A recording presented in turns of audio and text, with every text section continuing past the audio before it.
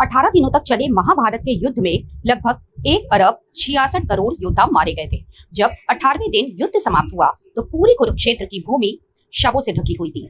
वहां न केवल कौरव और पांडव के सगे संबंधी थे, बल्कि दूर दराज के राज्यों के सैनिक भी थे। युद्ध जीतने के बाद पांडवों के सामने सबसे बड़ी जो चुनौती थी वो थी इन योद्धाओं का अंतिम संस्कार करना।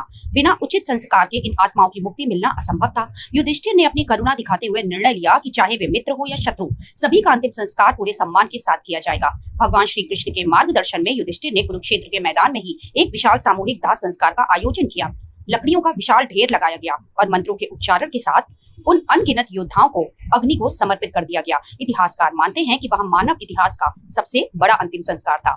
आकाश भी कई दिनों तक काले धुएं से ढका रहा। जिनके शवों की पहचान हो सकी उनके लिए अलग से विधि विधान किए गए और जिनके परिवार का कोई जीवित नहीं बचा था उनका तर्पण भी पांडवों ने स्वयं किया। यह प्रसंग हमें सिखाता है कि युद्ध में जीत चाहे किसी की भी हो, अंत में मानवता ही हारती है। उन शवों की राख आज भी कुरुक्षेत्र की मिट्टी में दबी हुई है, जो हमें धर्म के मार्ग की कठिनाइयों की याद दिलाती है। शत्रुता मृत्यु के साथ समाप्त हो जाती है,